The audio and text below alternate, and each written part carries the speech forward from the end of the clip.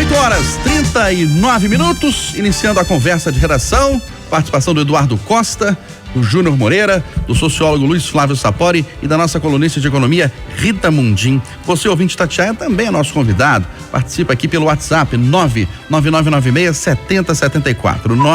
99996-7074. Você manda para a gente uma mensagem de texto com a sua opinião e não se esqueça de colocar o seu nome e o bairro ou a cidade de onde você está falando. Vacinas chegam até sexta-feira a todos os municípios do estado, mas prefeitos reclamam da quantidade de doses, Eduardo Costa. Bom dia para você. Bom dia a todos. Eustáquio, passada a emoção da chegada da vacina, anota aí. Nós vamos ter um festival de desinformação, de dúvidas e a revolta da vacina por parte dos prefeitos. Escreva isso aí. Bem fez o prefeito da capital, o Calil Coquiti, falou: começa a vacinar sem alarde. Tem revolta para tudo quanto é lado. Eu sei de grupos de prefeitos da Grande BH que é pura indignação. O prefeito de São José da Lapa, o Diego, deve até falar comigo mais tarde hoje na Itatiaia, tem 25 mil moradores no município e recebeu 97 doses de vacina. O prefeito de Paraupeba já botou um vídeo, deu uma entrevista para o jornal 7 Dias de lá e botou um vídeo nas mídias, o Juca Bahia, dizendo que o município tinha encomendado 50 mil doses ao Butantan. Houve esse sequestro das vacinas pelo governo federal e falou: tudo bem, agora chegaram 68 doses para ele, mas ele tá pé da vida, dizendo, entre outras coisas, que é pro Zema parar de viajar ao estado levando seringa, que seringa todo mundo tem, que é para levar a vacina. Então escreva isso aí, hein? Desinformação, porque não tem uma campanha institucional séria para explicar. Muito quebra-cabeça, muita dúvida e a revolta dos prefeitos que não se conformam com a quantidade de doses que chegaram. Você também acha, Júnior Moreira, que haverá esse festival de reclamações, desigualdade, vamos dizer assim, da distribuição das vacinas, embora o governo já tenha anunciado que o número de vacinas destinadas é proporcional à população? Bom dia mais uma vez. Bom dia, Eustáquio, ouvintes, conversa de redação, colegas de debate. Eu tenho tentado não ativar o meu modo realista nos últimos dias. Você me perguntou algumas vezes, todas as vezes eu comecei assim, Eustáquio, alguma coisa do tipo: eu quero só comemorar por enquanto, né? Porque a vacina tá aí, a gente tem uma vacina. Mas quando você puxa o seu lado mais realista da situação, você nota que não dá. Ontem eu citei alguns dados aqui, né? Falei, a gente tem 15 milhões de pessoas entre profissionais de saúde, idosos com mais de 75 anos, e a gente tem 6 milhões de idosos, né? 4 milhões de idosos. Ou seja, não dá para nada. A revolta do prefeito, Eduardo, conversou com alguns, outros também me ligaram hoje de manhã aqui, todos revoltados. Ontem no Jornal da Itatiaia à noite a gente ouviu o prefeito de Fortuna de Minas, fica ali na região de Sete Lagoas, né? Ele recebeu 12 doses, tem mais ou menos 3 mil pessoas na cidade, né? Recebeu 12 doses, ou seja, ele consegue vacinar 6 pessoas apenas, né? Pra gente ter uma noção, quando a gente olha mais para uma cidade menor, a gente nota a disparidade das coisas, né? Ou seja, Eustáquio, é lógico que a gente precisa comemorar porque tem uma vacina, a vacina tá aí, mas o lado realista aponta para uma situação não muito boa, porque a gente tem uma vacina, ela existe e é eficaz e é segura segundo a Anvisa, mas a gente não tem essa vacina no braço do povo, né? Ou seja, não adianta muita coisa, mas vamos torcer, né, para que a situação melhore nos próximos meses. Ô Luiz Flávio Sapori, por outro lado, não é melhor pouco do que nada chegando para o município? Bom dia. Bom dia, Eustáquio, meus prezados Júnior, Eduardo, Rita, prazer voltar a participar do Conversa Contigo e ouvintes da Itatiaia. Eustáquio, você tem razão, eu também concordo que é melhor, esse pouco, pelo menos é melhor começar a vacinação, não nas condições ideais, longe disso, mas nas condições possíveis, né? Ou seja, o Butantan tinha 6 milhões de doses prontas, então vamos começar, é por aí mesmo, o mundo todo está fazendo isso, ninguém está começando a vacinação nas condições ideais, digamos assim, ou seja, com o número de doses suficientes para atender a população, né, como um todo. Agora, A perspectiva é que é a problemática, Eustáquio, né? A questão é como que a gente olha para frente, né? Se tivéssemos uma perspectiva, né, de uma oferta contínua, com um planejamento prévio, bem feito, né, de disponibilidade, produção e disponibilidade das doses da vacina ou das vacinas, isso certamente aplacaria um pouco essa revolta dos prefeitos. Agora, os prefeitos vão ter que tomar decisões práticas que já estão, de alguma maneira, no debate nacional. Falta, talvez, como disse Eduardo, o Ministério da Saúde assumir um protagonismo mais claro, né, para explicar claramente quem deve receber a vacina agora, de início. E como os estudiosos especiais estão dizendo, deve receber a vacina nos municípios, né, os prioritários entre os prioritários. Você tem que fazer uma prioridade entre já os prioritários. Então tem que ser os profissionais da saúde que estão diretamente atendendo aos pacientes da Covid-19. Não tem como, não é? Essa vacina não é para a população geral. Essa vacina não é, essas doses não são para as pessoas acima de 75 anos, infelizmente. Não dá, é possível. Então, os prefeitos vão ter que ser muito pragmáticos em atender a prioridade dentro das prioridades. Não há outra solução até que a gente resolva os problemas com a China, né? Conforme a gente vai conversar daqui a pouco. Ô Rita Mundinha, até dentro de um hospital que tem lá dezenas de profissionais na linha de frente, provavelmente vai faltar vacina neste primeiro momento, né? Um hospital lá que tem 200 profissionais na linha de frente, às vezes não vão chegar 200 doses. Bom dia mais uma vez. Bom dia, Eustáquio, bom dia a todos. É isso, é a proporcionalidade. Então, o que está sendo feito, né, nessa primeira distribuição, eu fiz a continha aqui rápida, 6 milhões de doses para uma população de 215 milhões de habitantes, como é a população brasileira, nós estamos falando em 2,7%, 2,5%. Então, esse é o número que está sendo atendido agora. Então, como disse o Sapori, é a prioridade da prioridade. Então, você chega no hospital, você vai olhar quem está na UTI. Quem está na UTI em contato direto com portadores do vírus. Então, assim, não é todo mundo que vai ser atendido. E a gente tinha chamado a atenção aqui ontem no Conversa que o próprio vice-presidente disse que para atingir 70% da população, nós vamos precisar de todo o ano de 2021. E eu também chamei a atenção no comentário sobre economia que essa velocidade de vacinação e a quantidade de vacinas que o Brasil vai conseguir obter para colocar de forma eficaz o plano de imunização, isso vai afetar diretamente na velocidade de recuperação da atividade econômica. E o que a gente está vendo é que a quantidade e a velocidade não estão dentro das expectativas da maioria dos brasileiros. Essa é a grande frustração.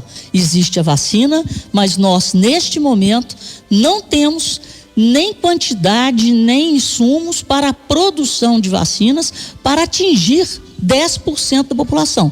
Nós estamos atingindo aí 2%, então, pelo andar da carruagem, teremos um processo lento e que pode gerar, sim, muita frustração.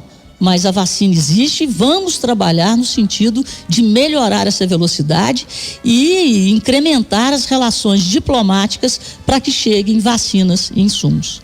Pois é, Rita, falar em insumos para a produção de vacinas estão parados na China e o embate diplomático causa demora na importação.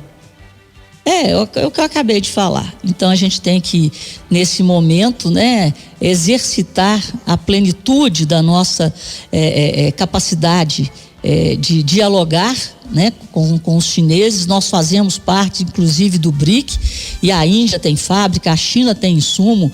Então é nessa hora que a gente tem que ver como que a diplomacia brasileira está conseguindo acessar os seus parceiros de BRIC, inclusive. Porque somos, né, uma associação de países em desenvolvimento com um grande potencial de crescimento, e está na hora de ajudarmos uns aos outros e da diplomacia funcionar. Porque para os países desenvolvidos não falta vacina, não falta diálogo e não faltam laboratórios oferecendo vacina. Ô Sapori, você acha que é possível resolver esse problema diplomático e avançar na importação desses insumos? Já tem um ouvinte aqui que não se identificou. Por que esses insumos não podem ser produzidos aqui no Brasil, que é referência mundial no seu plano nacional de imunização? Os insumos serão produzidos no Brasil, né? Tanto da AstraZeneca quanto da Coronavac, dentro de um processo ao longo do ano. Isso está no contrato. Haverá uma transferência de tecnologia, né? Dos laboratórios chineses, né? Do laboratório também indiano que está produzindo, né? A tal da IFA, né? A nova sigla que a gente padrão, Eustáquio? Se não me engano é isso mesmo, né? Os insumos farmacológicos. E haverá essa transmissão de tecnologia, mas isso vai ser ao longo do ano, né? Não é um processo simples. O problema, essa questão é muito grave, Eustáquio, é muito grave. Ela revela uma mistura, uma combinação de incompetência, omissão e negacionismo, né, do governo Bolsonaro no enfrentamento da pandemia. A gente tem que colocar os pingos nos is. Nós chegamos a esse ponto de impasse com a China e com a Índia, vê se pode. Nós chegamos a esse ponto de impasse pelos desacertos, né, do governo federal na forma de lidar desde o início, né, da Covid-19. E principalmente pela postura absurda, né, de muitas lideranças bolsonaristas em relação à China. As teorias conspiratórias contra a China chegaram ao absurdo, e eu acho que inclusive tem muitos ouvintes da Itatiaia, Eustáquio, que ainda acreditam nisso, e é bom que a gente deixe as coisas claras. Tem muita gente, os bolsonaristas, o bolsonarismo definiu isso, que a China criou o vírus intencionalmente, como um mecanismo de domínio internacional, político, econômico, e que as vacinas chinesas, incluindo a Coronavac, seriam uma forma de consolidar esse domínio do comunismo chinês.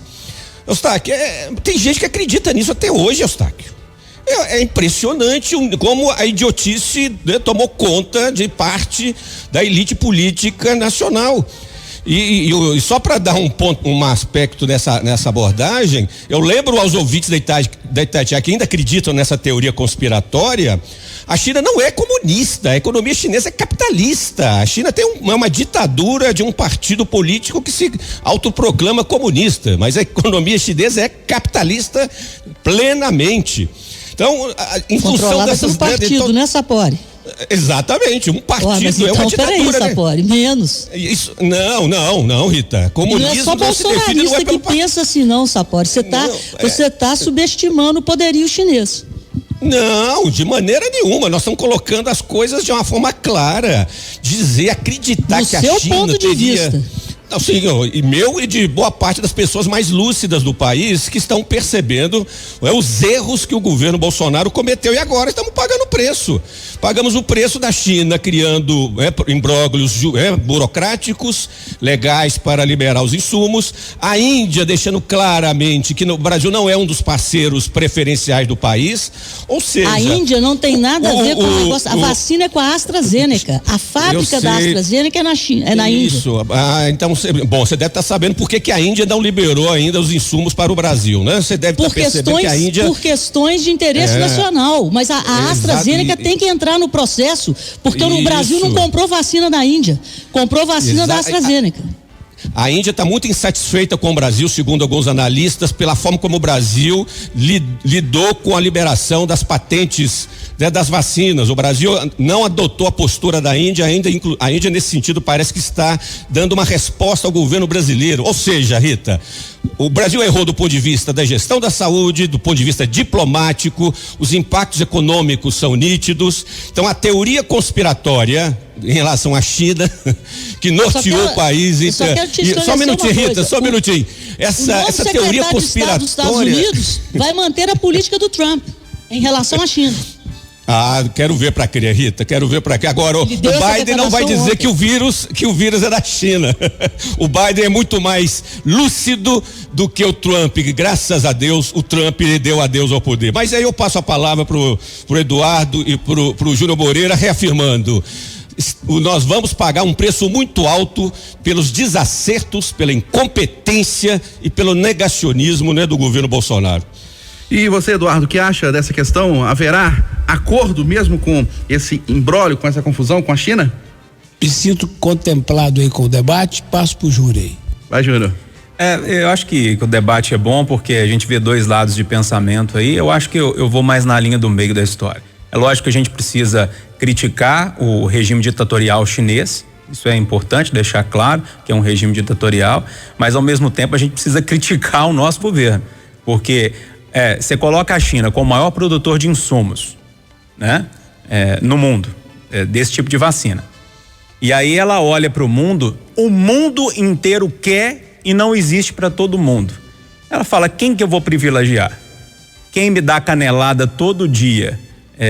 Quem fica falando todo dia que a gente é isso, que a gente é aquilo, trata o meu país de uma forma jocosa, ou quem está mais próximo e nos trata de uma forma mais tranquila? É lógico que diplomaticamente você vai enviar para as pessoas que te tratam de uma forma boa diplomaticamente. O Brasil trata a China de uma forma jocosa, e quando eu falo Brasil, leia-se ministro Ernesto Araújo, todos os dias fala na televisão sobre isso, presidente Bolsonaro, o antigo Ventral, lembra? Que monte de situação, o grande mentor do governo, que é o Olavo de Carvalho. Então, ou seja, sim, os insumos são poucos, a demanda é grande. Quem que nós vamos privilegiar? Nós vamos privilegiar quem diplomaticamente menos hostil, vamos dizer assim, ao meu regime. Eu acho que é mais ou menos por aí. E além da desconfiança, além dessa questão dos insumos, há uma desconfiança, ou houve uma desconfiança em relação à própria vacina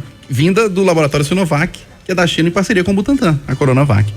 Ô Júnior, será lançada hoje, aniversário da Itatiaia, a primeira temporada da série documental Isolados, a cidade na pandemia.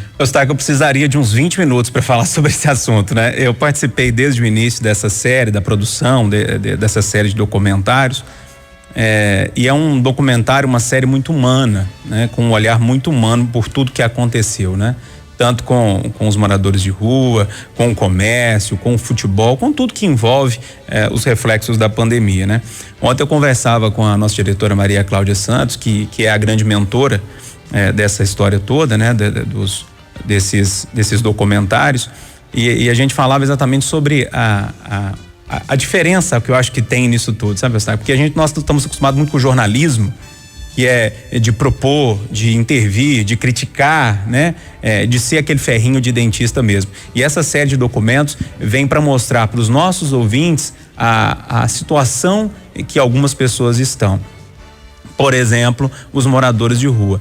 A gente quer trazer para os ouvintes a humanidade, a empatia, né? De ver com os olhares da equipe da Itatiaia o que os setores da economia, o que os moradores de rua, o que o futebol, como que esses setores sobreviveram durante esse período tão difícil pra gente. Tá muito bonito mesmo. Acho que vale a pena todo mundo acompanhar e ver lá a série. Hoje já são lançados os 2 primeiros, né?